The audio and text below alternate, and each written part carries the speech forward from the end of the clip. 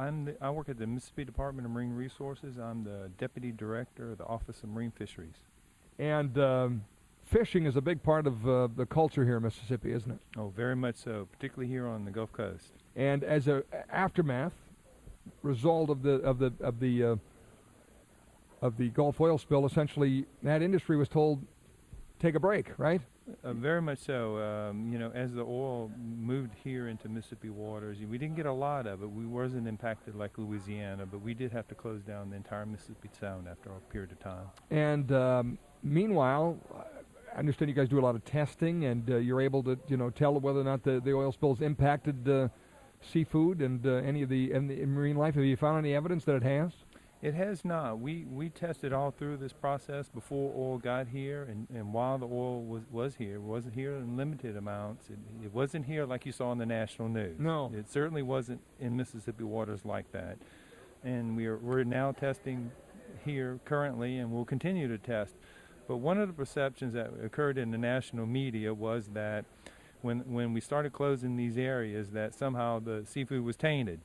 And that never occurred. Like I said, we tested before the oil, during the oil, and now after the oil. And at no time did any of those test results come back that the seafood was somehow tainted or become contaminated by the oil. The seafood was always safe. The water was closed as a precautionary measure when tar balls, which are highly weathered oil, all the contaminated portions of the oil had been weathered out, moved into the Mississippi Sound. It was closed as a precautionary measure, but the seafood was always safe. And somehow when the national media picked that up, and you saw that in the news, on your evening news all the time, the perception was that the seafood had become contaminated.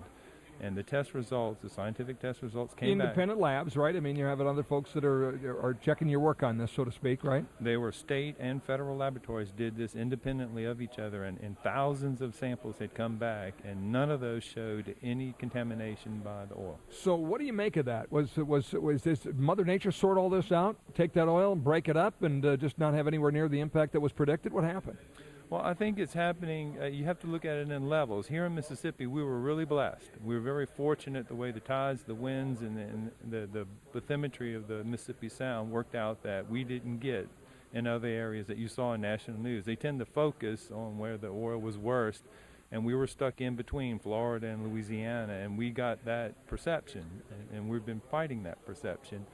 But I think that we're moving in a positive direction. We're doing a lot of media and focus in the direction that we need to be going, and I think we're getting a good handle on it right now. Now, one of the things I wanted to ask you too is there was a ban on fishing for a while, a moratorium on fishing as a result of trying to sort all that out. What does that do to the population of seafood? Is it more abundant now than ever? It does. When you don't have a lot of pressure on the seafood, of course, the stock that's out there right now, the adult fish out there, you're not catching those, so they're available. And then the juveniles that are moving up, becoming adults, and then the sub-adults, they're moving up, and they're not being captured. And so when those areas were opened up in, the state waters, all the Gulf states, when the state waters opened up and the federal waters, we saw a surge of catches. So it was a good fishing when they opened.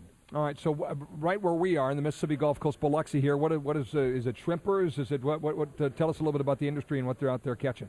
Right now we've moved from brown shrimp into the white shrimp season, and they're fresh, they're available. We encourage people to come down and enjoy fresh caught Mississippi seafood. They're running about 20 to 30 count per pound. That means about 20 to 30 shrimp will make a pound. So they're very large, they're very abundant, they're very safe. We encourage people to come in, have a good time, and enjoy the local seafood. Somebody was telling me that they're catching shrimp now as long as your hand. So, I mean, this is a big shrimp out there, huh? Occasionally you'll catch some very large shrimp. They'll run probably 4 or 5 the pound or bigger. So, yeah, they're catching some very large shrimp. All right, so shrimp is the big deal here. Right now, shrimp is the big thing. Of course, fish you catch all the time. Yeah. You're catching, the snapper offshore, snapper, grouper, inshore, you're catching red drum, speckled trout. Those are the big fish to catch. Interesting. All right, Joe. Well, thanks for straightening that story out and correcting the record. It's interesting to hear that the seafood is is not having the impact that we were led to believe in much of the media, and good to hear the story straight. So we appreciate that very much.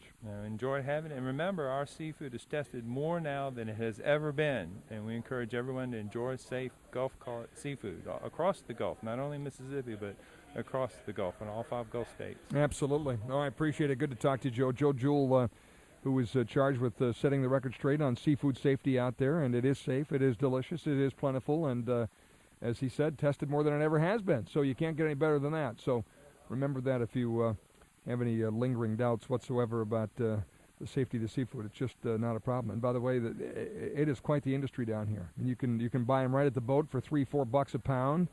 You go to the market, it's $5-6 a pound there.